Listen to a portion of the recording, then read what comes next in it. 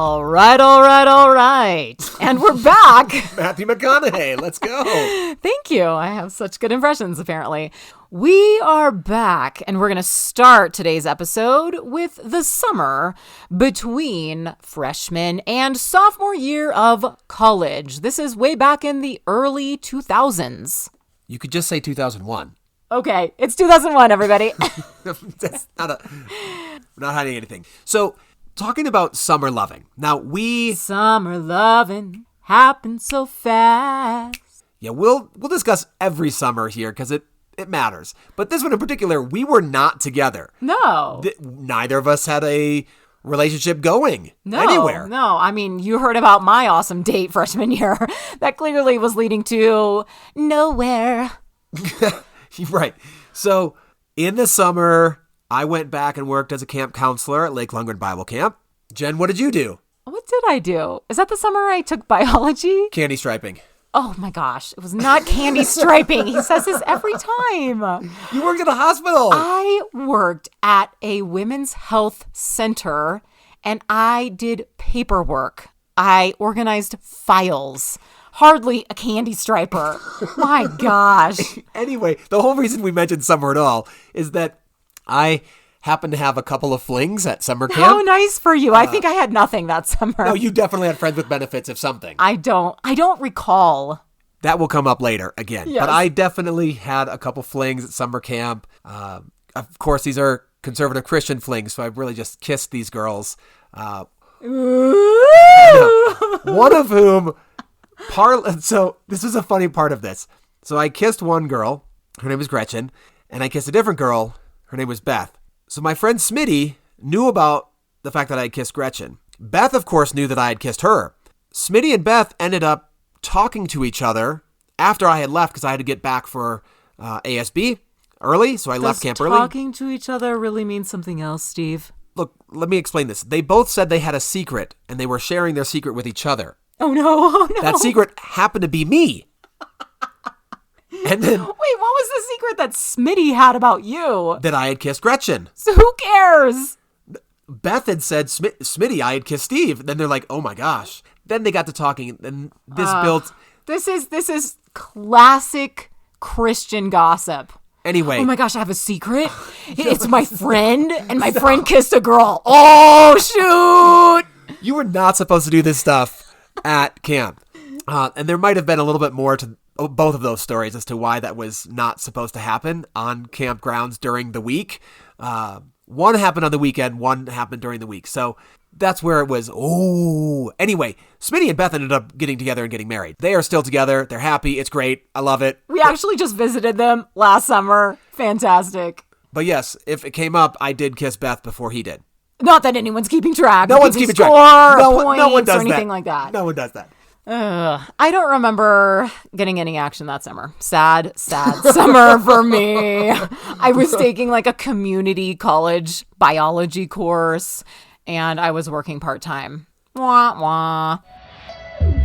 And with that, we are Red Weather Christians. I'm Jen. I'm Steve. This is our Poolside Podcast Summer Series. Consider it a beach read for your ears. Engaging literally, but not so serious.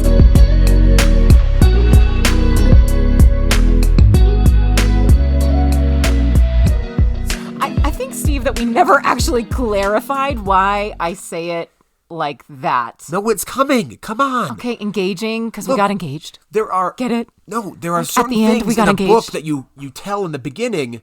Yeah, but, with a beach read, it's interesting, and there's some foreshadowing involved. So just let that tagline be there. Okay, even though I just gave it all away. You can edit that out. All right, so sophomore year, everybody. Here we go. Here we go. We're jumping right into back up. Gonna scroll to our outline here.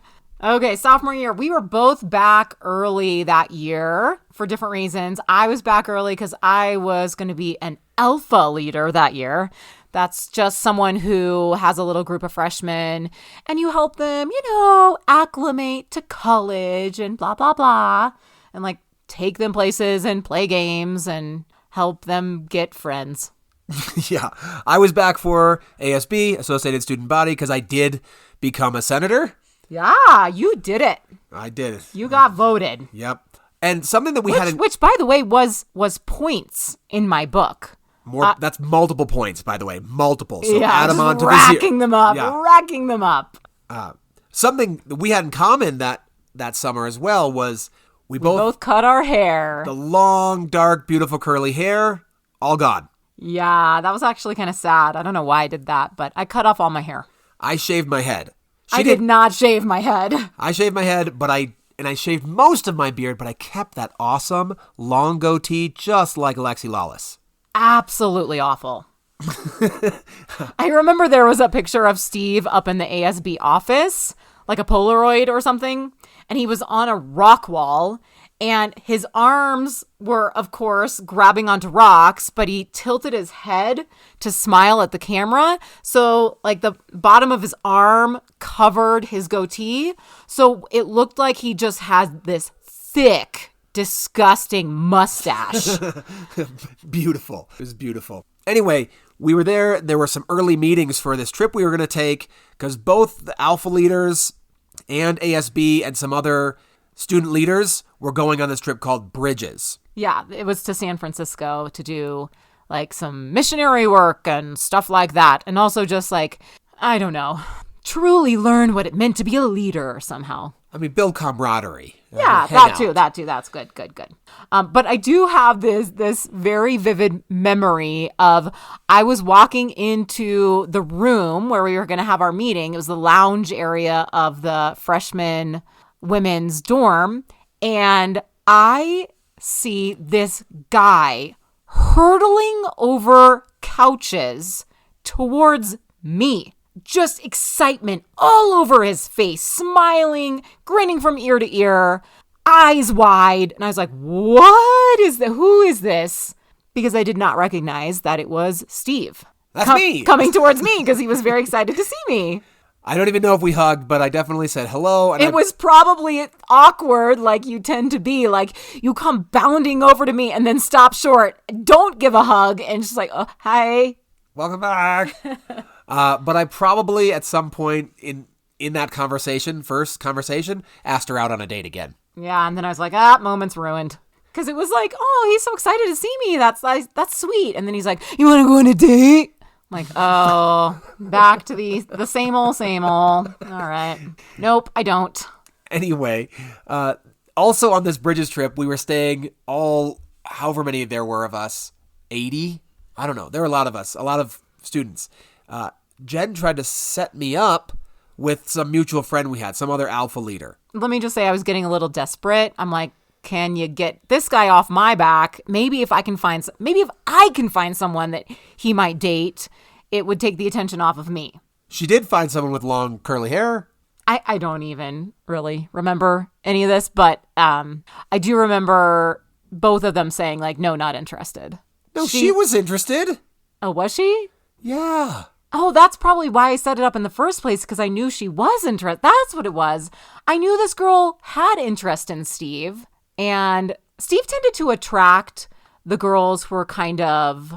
alternative. Yes, alternative girls who were kind of like going against the grain, and like maybe they had dreads and like body piercings and like did some... smoked marijuana. Did some what? I was going to say did some drugs, but that sounded a little harsh. So then I said, just maybe he did some marijuana, smoked some marijuana. It's very possible. Anyway, but then Steve was like, no, not interested. Right. That's me. Of course, a different encounter involved your friend Bethany.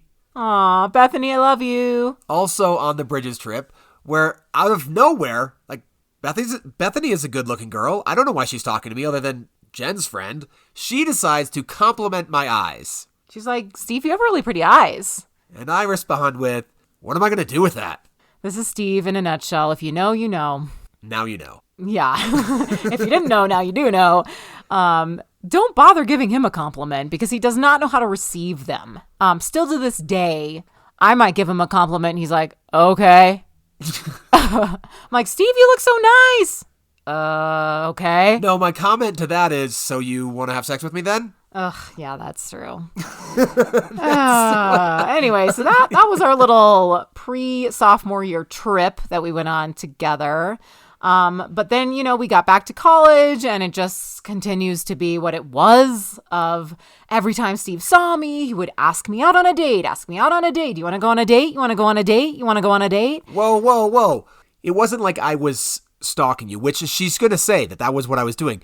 I would ask her when I saw her.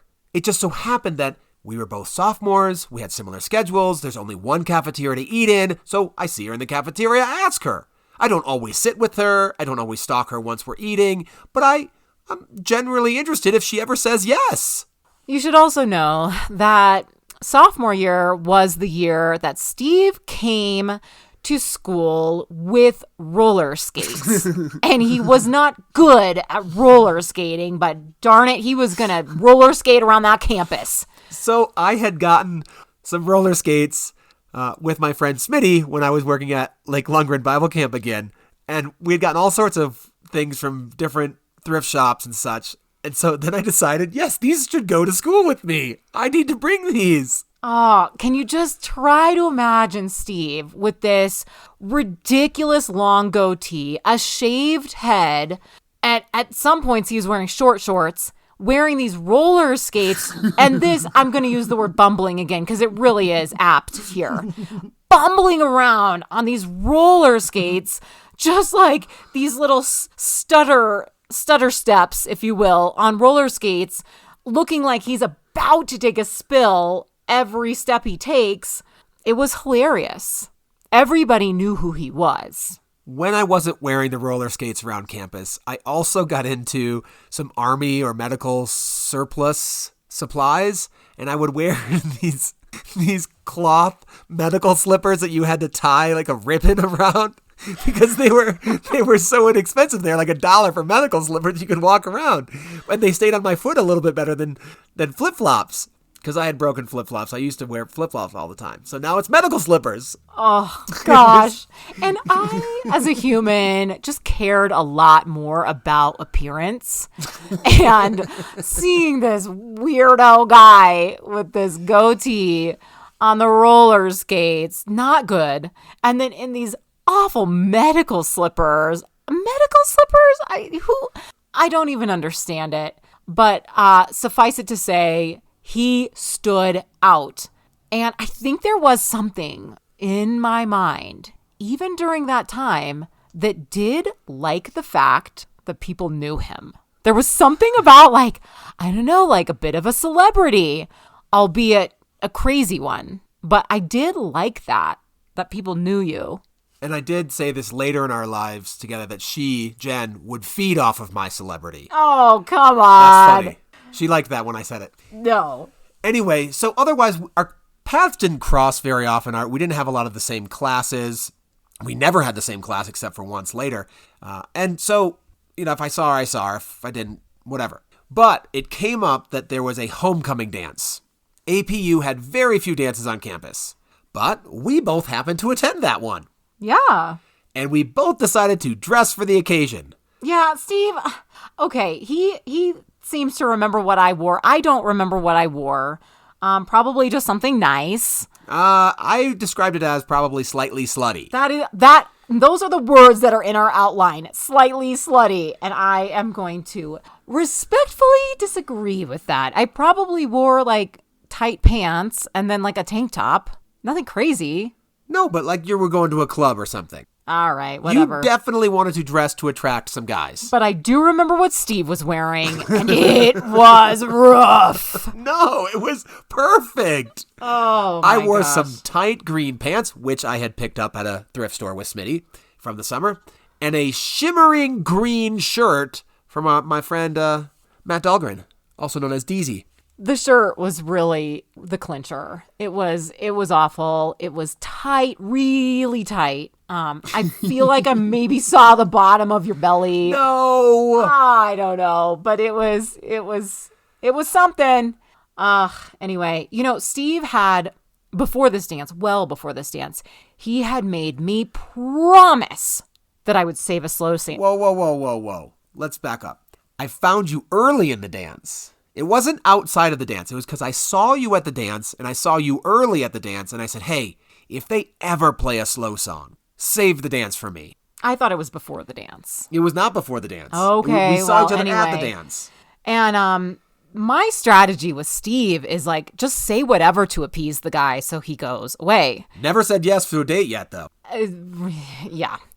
He was wearing me down on that one, though. So I was like, okay, I promise. I made her promise. So we're dancing, whatever, all the fast songs, hanging out, doing YMCA, whatever, electric slide, things that were popular still. And the last song of the night came on. It was literally the last song of the entire dance. So I was thinking like, oh man, they're just not going to play a slow song. This is great, you know? But then the last song comes on and it's a slow song. And my heart rate goes up. I'm like, oh shoot. I'm like, hey, to my friends, they were just standing there. Because remember, at our college, there was an abundance of girls and not a lot of guys. So none of us were dancing with anyone. And I was hiding behind them. And I remember seeing Steve, like, again, wide-eyed. Oh my gosh. Frantic. These, like, jerky movements. Turning his head left and right and up and down. And I see him, like, weaving through the crowd. And oh my gosh, he's coming towards me. And so I'm hiding behind my friends. And we're just standing there.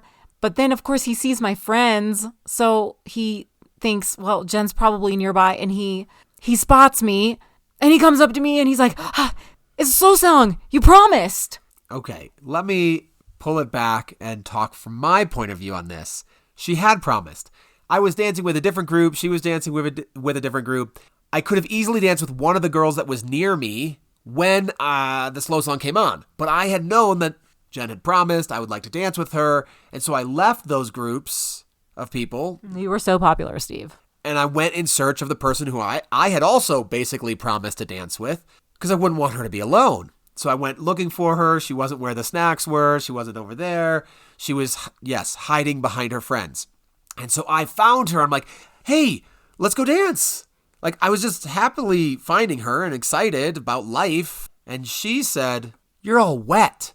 He was so sweaty because if Steve Knapp goes to a dance party, your boy's gonna dance. And so he had been the whole time. And when you're in, an enclosed room, the ventilation is not so good. So he was super sweaty and I was not about to get close to that. Yes, she broke her promise. I was a horrible human. And so, there was probably at least 2 minutes left of the song. It's like, well, it's hot in here. I don't have anyone to dance with. The people who I would have danced with already are dancing now. So I just left and I started walking home. Like, my friends were going to finish the song and whatever. So I just walked home. But then my friends, they're great people. They saw Jen and they knew what had happened. And they made her feel really bad. Yeah, as well I should have, right? Like, it was not a nice thing that I did. I do have regret, okay? That was mean. I shouldn't have done that. I should have just sucked it up and danced with the sweaty guy. They laid it on thick because, unbeknownst to her, there's no reason for her to know this, but that homecoming dance happened to be on my birthday. Oh my gosh, I felt so bad. Ugh. So then, like, I get back to my place. My friends and I are back at our place, and we see, like, it's dark. We see this group of guys marching over to our place, and it's Steve's friends. Whoa. They had told me that you had said for me to come over. They might have lied. I don't think so, but I think they made that up. So they're all coming over in this group, and I'm like, oh, what do I do? And so they knock on the door, and they're like, hey, it wasn't right what you did to Steve. I was like, yeah, I have candy for him. And so I don't think they went to the door at all. I think I went to the door. They told me, go to the door. She's expecting you. Oh, yeah, that might have been the case. So I was like, oh, I have candy for you. This was garbage candy. We're talking like Necco wafers. It was like the stuff nobody was eating. Leftovers from something that had happened a long time ago. Candy canes from the last Christmas. Like the worst candies. Yeah. Well, I didn't know what to do because I wasn't going to like hug him. I was a horrible person. I get it. I accept that. But I was not accepting the candy, by the way. I said, well, you could go on a date with me. And you also said no to that. Yeah, I did. I said, no. There was no consolation package here. No. Nothing. So Steve left, probably feeling worse than before because, his friends lied to him about, like, she said to come over because I didn't do that. I felt bad, yes, but not that bad. Come on. Not that bad. Not that bad.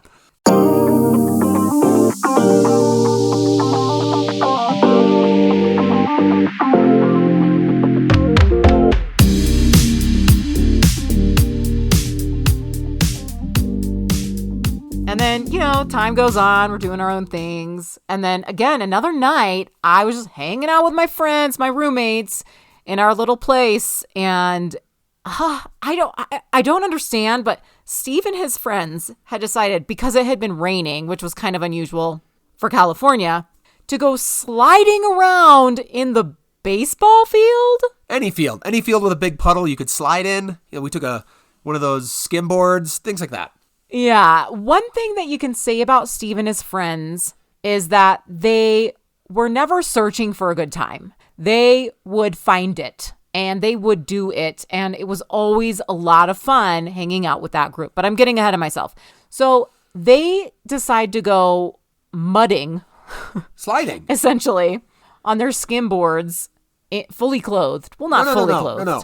See, here's the other thing. Being from the Midwest and being slightly larger than my friends, I didn't fit into the wetsuits that they had. They all wore wetsuits. It was cold, but I'm the Midwestern guy with a bunch of hair on my chest, so you don't get the wetsuit and you don't fit in it, so you're sliding in your clothes.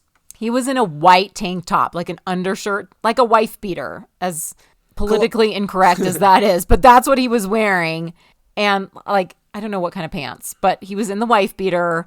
The chest hair is flowing. And he has like bits of grass all over his skin and mud. And he's soaking wet. Like they all are. And then they decide, like, let's go to Jen's place and say hi. We had been saying hi to a lot of people that we knew in the area. You just happened to be another one. Okay. Again, didn't really understand that though. I was like, hi, you guys are super gross. What's going on? Oh yeah, lots of things. But here's another fun story. Chandra plays a role again. So you remember that Chandra introduced us. But sometime after that homecoming, again, not sure all the things that happened. But Chandra and I, still doing some drama together or had a class together, I'm not sure. But we had connived. Chandra and I had connived together a rumor that only was going to be between the two of us and Jen. So Chandra would pretend that she heard a rumor that Jen and I had made out. But again, we made it up so that Chandra could ruffle Jen's feathers, to say the least. Yeah, to say the least. I was so angry. Like, I do have a temper, and I do get angry in life sometimes. And that was a time that I was not having it. And so I set out to find Steve immediately to like shut this down. Like, I was so mad, but somehow I was mad at Steve. Somehow at least I knew enough to know that. Maybe Chandra even told me like, Jen, don't worry. Like, cause I got so angry. She's like, Jen, it's not true. Like, we just thought it was funny. We made it up. Like Steve and I, and so it was like, whatever, Chandra, see you later. I got to go talk to Steve cause I need to let him have it. Yeah. So she confronted me after chapel whenever she saw me next. And again, told me that I had crossed a line. And I can't be certain that this is what she said, but I'm pretty sure it's close. That she told me never to mention our names in the same sentence again. Yeah, I was really angry. And so that was a fun time. But it didn't stop Steve from like asking me out occasionally. Still, like that was still happening. But things were pretty quiet that first semester sophomore year because she was just saying no. And then these various instances where she was devastating me at the homecoming dance or really mad at me because of this silly joke that I tried to play on her. So anyway, I ended up not necessarily like dating other people, but I kissed another girl and I was hanging out with plenty of other girls because remember the girls to guy ratio at APU was roughly 3-1. The odds were ever in my favor. Nice. I see what you did there. The odds were not ever in my favor, and I got a whole lot of no action sophomore year, first semester. I mean, I was always interested in somebody, but it just never seemed like they were interested in me back. I think I gave off, like I said, like friend vibes, or I was like one of the guys, or I don't know what. But the guys were not like attracted to me for whatever reason. But there was one guy, his name was Jake Newton, and we knew each other through musical theater and stuff like that. And he was taking a music theory class, and he caught wind that I was good at music theory because I had taken piano lessons all my life and yada, yada. So I do remember one time he came over for music theory help, and then we ended up almost making out. And then my roommate walked in on us, and she's like, Jen! That was Monica. If you're listening, if you remember that, you're like, Jen, what are you doing? And I was like, man, I was about to get a little bit of action here. Such a wet blanket. Yeah. It was sad. So sad. Or what was it? Salt in your game. Sure. I just was like, man, I was finally about to kiss someone, and that didn't happen. So I got nothing. I had nothing that first semester. So things were pretty quiet for us until Hello Dolly tryout. So you remember we had Oklahoma in our freshman year. This year was going to be Hello Dolly. What do you know? Chandra and Jen are sitting together. Well, I'm sitting near them. I was behind them. We were waiting for our turns to audition, and I was asking Jen out again. And I also made this bold prediction, which may or may not come true. Yet to be seen. Highly unlikely. Yeah. I said, Jen, you know that we're going to end up married with 4 children. I could not believe you would say something like that. But at the same time, I was like so exhausted of this guy, right? I was like, oh my, how is he getting bolder in all of this? Like, I have been shutting him down, and somehow like his confidence has increased, and now he's making statements like we're going to get married. Oh my goodness, I couldn't understand. I'm like, the guys that I want to attract, I can't. The guys that I do not want to attract, I can. I was frustrated. And so I was like, Steve, if I say yes to one date, will you promise to stop asking me out? So I said, well, of course, I wouldn't ask you out until after the first date. But I also did not want to waste this date. No, but you said you would promise. Because I wouldn't have said yes had you said, oh, I promise, not until after the first date. I would have been like, no, ever again. Like, you don't ask me out ever again. But the idea was that I would stop asking her at least right then or in the immediate future because we have a date forthcoming. Maybe that's how you interpreted it. Definitely, that's how I interpreted it. So the tryouts for the spring musical were always before Christmas. So we knew, or at least I knew, that if we had a date before Christmas, that was going to be just no momentum wasted before Christmas. So I was like, okay, but wait till after Christmas. I'll have this date with you after Christmas break. I was like, whatever. I don't care. Like, maybe something will happen and we won't end up having our date. That's fine. Like, the more time between now and then is time of you not asking me out. So that's good too.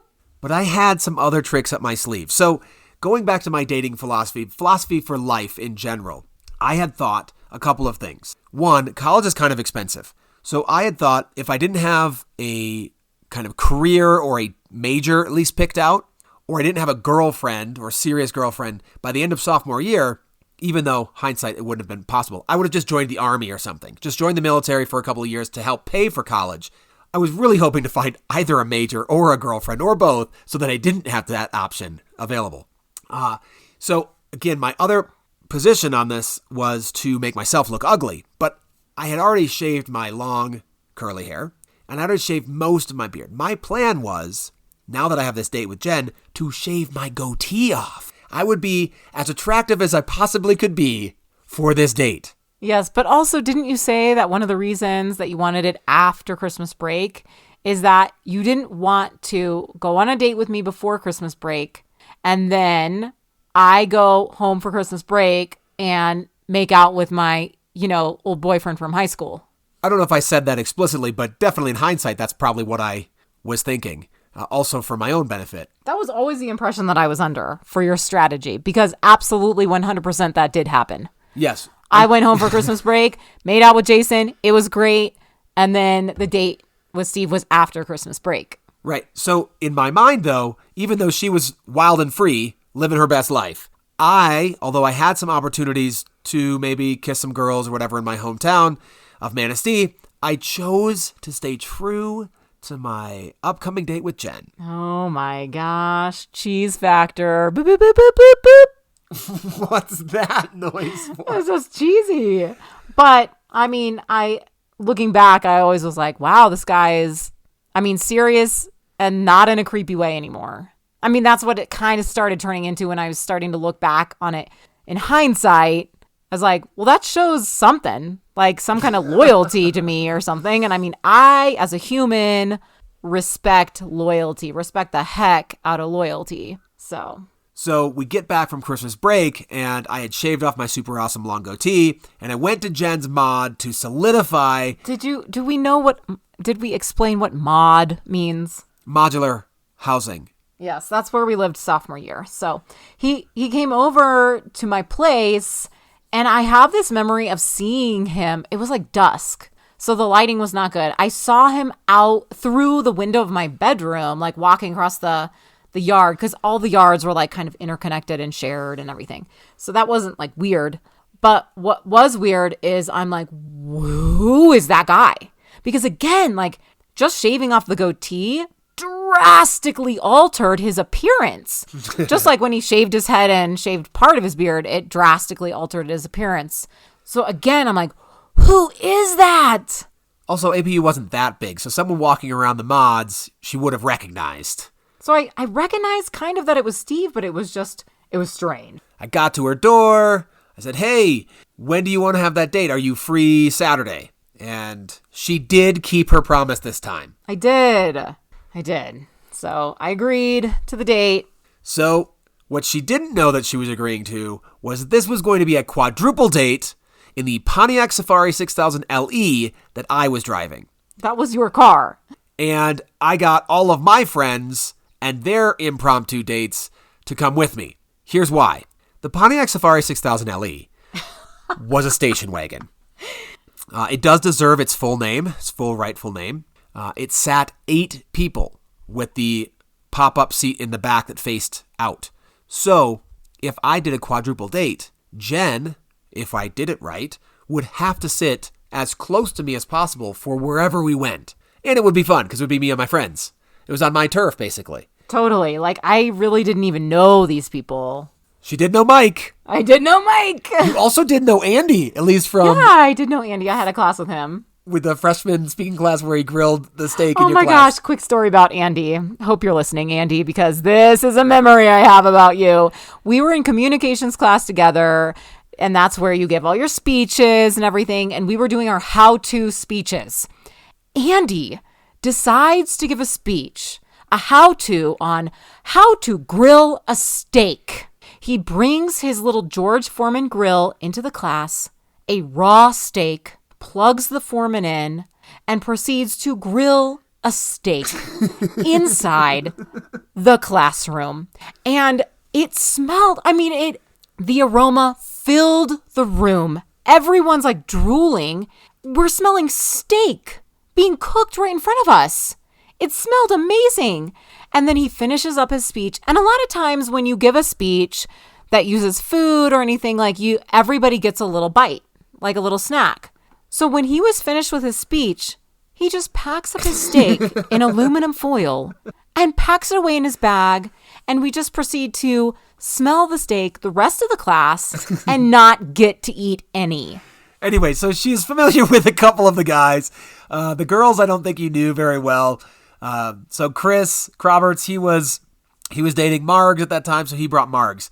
I don't remember who Mike brought on the date. I really don't. Could have been Marla. Doesn't matter. Andy brought our friend Jules, and we went mini golfing. Couples mini golfing. So that each couple was competing against everyone. It was playing best ball and stuff. So I bring that up because our name is the Boxcar Children. Everyone got a different name. Andy's teams was Team Smooth Legs because he had recently shaved his legs, which was weird, but stuff you do in college. Steve had weird friends. Anyway, so we're about to win. Like Jen had just missed the putt, but if I make the putt. Thank you for clarifying that, letting everybody know that I missed my putt. It was just for the win, and I had you go first, whatever, it doesn't matter, make it or not, we could at least tie. So I'm ready, right about to putt. And I go, Jen, if I make this, will you go out with me again? Because, we're going to be winners. To which I reply, no. Yep. So I made the putt anyway, and we were winners. Which I loved, because I am competitive. So I love that we won. But anyway. And then we went to, wait for it, Denny's afterwards for a lovely dinner. Had a great awkward picture of the two of us taken. We were sitting on a bench as far away from each other as possible. Not on my account. Yeah, no, on my account. And then we finished up the date and Steve is walking me home. And, from my perspective, I just want to be clear, if I haven't already, which in hindsight, obviously I was clear. But this is also Steve we're talking about. So I was like, hey, Steve, had a good time. I think we are better suited as friends. Hey, hold on. I'm just walking you home. Yeah, that's what he says. I interrupt her because I can tell what's coming. From the girl who seemingly puts off friend vibes, she's trying to give me just friends in words, not even vibes, just... Zoned. I was trying to friend zone you. So anyway, I interrupt her, and then she tries it again. I'm like, but I just want to be clear, Steve. I just don't want to lead you on. I'm just trying to be nice. So I interject again, and I say, hey, you don't need to turn me down because I haven't asked you out again yet. And I was like, okay, fine. Fair enough. So you'd think maybe there'd be a hug goodnight. No. I am nearly certain that it was a handshake from Jen. Maybe it was a high five. It also could have been a high five. Like a fist bump. Yep.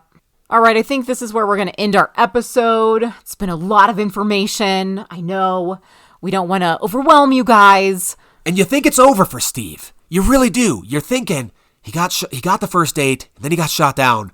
This is the end. Not going to ask her out. It's not going any further. Jen has made it clear. But it is the end of our episode. And with that, we are Red Weather Christians. I'm Steve. And I'm Jen. Keep the stories coming.